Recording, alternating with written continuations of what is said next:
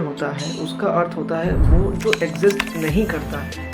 अगर आप इस वर्ड का लिटरल मीनिंग निकालेंगे तो इसका अर्थ होता है दैट विच इज़ नॉट, वो जो एग्जिस्ट करता ही नहीं है। तो जब शिव एग्जिस्ट नहीं करता तो वो कौन है जिनकी हम आराधना करते हैं?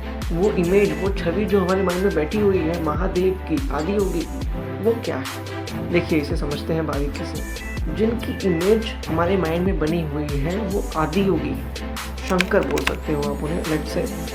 तो वो इतने गहरे ध्यान में जा चुके थे, जो कि एक बार में ही नहीं गए थे, काफ़ी समय लगा था उन्हें। तो धीरे धीरे वो इतने ध्यान में लीन हो गए थे कि वो एग्जिस्ट करते हैं और नहीं करते, उसमें कोई भी डिफरेंस नहीं रह गया था। यानी कि वो है भी या नहीं भी, इससे कोई डिफरेंस नहीं है। वो सिर्फ बैठे रह जाते थे, वो सिर्फ होते थे वहाँ पे, सिर्फ उनकी कॉन्शियसनेस होती थी। उनका होना, जो उनका पर्सनल होना जो होता है और जो इस एग्जिस्टेंस का होना है, उसमें कोई भी डिफरेंस नहीं रह गया। यानी कि अगर हम इसे अपने स्टैंड पॉइंट से देखें तो मैं, जो हम बोलते हैं मैं हूँ, मैं रह ही नहीं गया, सिर्फ है, कॉन्शियसनेस है। सिर्फ हमने अपनी कॉन्शियसनेस को इस क्रिएशन की कॉन्शियसनेस से अलग कर दिया है, या यूँ कह लीजिए खुद के एग्जिस्टेंस को इस दुनिया की एग्जिस्टेंस से अलग कर दिया है। हिंदुइज्म में कहा गया है तत्त्वम असि। ये जो भी है, ये क्रिएशन, ये जो रचना है, ये रचना रचनाकार से अलग नहीं है। ये रचना ही रचनाकार है, वही आप हो, आप ही हो।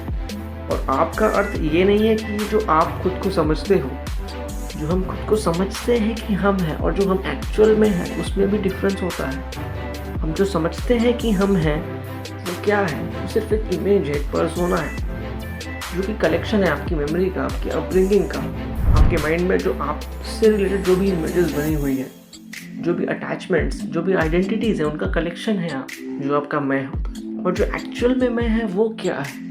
वो जो इन सब के पीछे बैठा हुआ है, अनटच्ड, अनबायस्ड, जो वो चेतना बैठी हुई है, जो कॉन्शियसनेस बैठी हुई है इन सेंसेस के पीछे, वही आप एक्चुअल में।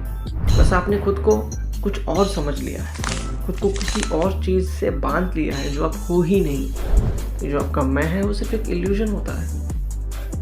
आज साइंस इतनी एडवांस हो गई है कि हम ऐसा कर सकते हैं, ऐसा पॉसिबल है कि आपके माइंड से आपकी मेमोरी हटा दी जाए, लेकिन तो भी आप एग्जिस्ट करते हो, right? You are something beyond your memory, you are something beyond your mind.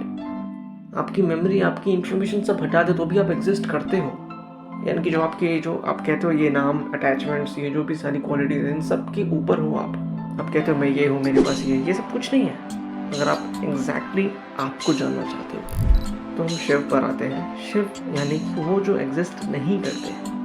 तो जो शंकर जो थे वो कुछ ऐसे हो गए कि वो एग्जिस्ट ही नहीं करते, इतने ध्यान में लीन हो गए। इसके लिए हम उन्हें शिव कह सकते हैं, क्योंकि वो है ही नहीं, प्योर नथिंगनेस, थॉटलेस स्टेट। अब ये अचीव कैसे होता है? प्रैक्टिस, मेडिटेशन प्रैक्टिस करनी पड़ेगी आपको, योगी प्रैक्टिस करनी पड़ेगी आपको, काफ़ी ज़्यादा मेंटली खुद को चैलेंज करना होगा।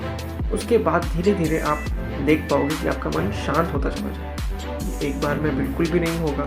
काफ़ी लोग कोशिश करते हैं, फोर्स करते हैं थॉट्स रोकने के लिए, लेकिन कभी ऐसा हो ही नहीं सकता कि आप फोर्स करेंगे और चीज़ें हो जाए। ग्रेजुअली होता है। आपको सिर्फ देखना चालू करना है। आपको खुद को माइंड से अटैच नहीं करना है कि यार मुझे थॉट्स आ रहे हैं, ये हो रहा है, वो हो रहा है। सिर्फ देखना है अनबायस्ड होकर, कि जैसे कि मैं किसी और को देख रहा हूँ। और देखते ही देखते चीज़ें एकदम क्लियर हो जाएंगी। टाइम लगता है, पर चीज़ें क्लियर होती है।